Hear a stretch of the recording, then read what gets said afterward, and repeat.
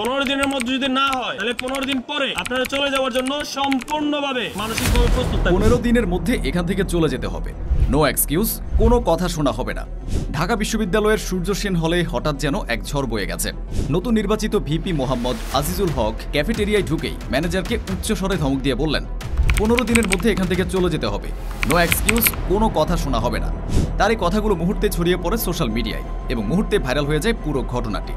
কারণ এই ধমক শুধু কথার মধ্যে সীমাবদ্ধ ছিল না, একই সাথে খাবারের মান যাচাই করতে গিয়ে দোকানে টেস্টিং সল্ট ব্যবহারের দায়ে 3000 টাকা জরিমানাও করেন। এতেই শুরু হয় বিতর্ক। কেউ বলছে এটাই তো চাই, এতদিনের গাফিলতি বন্ধ হোক। আবার কেউ বলছে এটা তো সরাসরি চাঁদাবাজি। বিশ্ববিদ্যালয়ের প্রক্টর অফিসও জানিয়েছে হল সংসদের ভিপির জরিমানা করার কোনো এখতিয়ার নেই, এটা সম্পূর্ণ নিয়ম বহির্ভূত। তবুও আজিজুল হকের বক্তব্য পরিষ্কার, শিক্ষার্থীদের স্বাস্থ্যের কথা ভেবেই আমি এই ব্যবস্থা নিয়েছি। প্রশ্ন উঠেছে, কে এই আজিজুল হক, কেন তাকে ঘিরেই এত আলোচনা?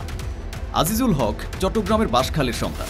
চুনাটি হাকিমিয়া কামিল মাদ্রাসা থেকে পড়াশোনা শেষে চট্টগ্রাম সরকারি সিটি কলেজ থেকে উচ্চ মাধ্যমিক শেষ করেন।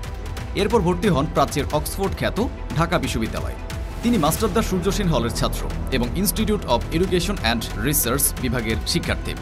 ছাত্র রাজনীতি ছাড়াও বিতর্ক, ক্লাব কার্যক্রম এবং জুলাই আন্দোলনে গুরুত্বপূর্ণ ভূমিকা রেখেছেন। বৈষম্য বিরোধী ছাত্র আন্দোলন প্ল্যাটফর্মের সাবেক কেন্দ্রীয় সমন্বয়কও ছিলেন তিনি। একজন শিক্ষক হিসেবেও পরিচিত। Cardiff international school, focus coaching, Udvash এবং ঢাকা সরকারি বধির স্কুলে শিক্ষকতা করেছেন। ঢাকা বিশ্ববিদ্যালয় রিসার্চ সোসাইটিতেও যুক্ত ছিলেন তিনি। অর্থাৎ একাধারে বিতর্কিত শিক্ষক সমাজকর্মী এবং এখন সূর্য সেন হলের নবনির্বাচিত ভিপি। ভিপি হওয়ার পরপরই তিনি হলের উন্নয়নমূলক কাজ শুরু করেন। তবে ক্যাফেটেরিয়ার এই ঘটনায় তাকে আলোচনার কেন্দ্রে নিয়ে এসেছে। আর এখানেই মূল বিতর্ক, হাফ প্যান্ট পরে আসা ম্যানেজারকে ধমক এবং প্রশাসনের অনুমতি ছাড়া জরিমানা। বিশ্ববিদ্যালয় বলছে এ ধরনের শাস্তি দেওয়ার ক্ষমতা কেবল হল প্রশাসনেরই রয়েছে। তবে অনেকে বলছে যদি এর ফলে শিক্ষার্থীরা ভালো খাবার পায় তাহলে এই কঠোরতা মন্দ নয়। কিন্তু অন্যরা বলছে আইন না মেনে এমন দৃষ্টান্ত বিপজ্জনক।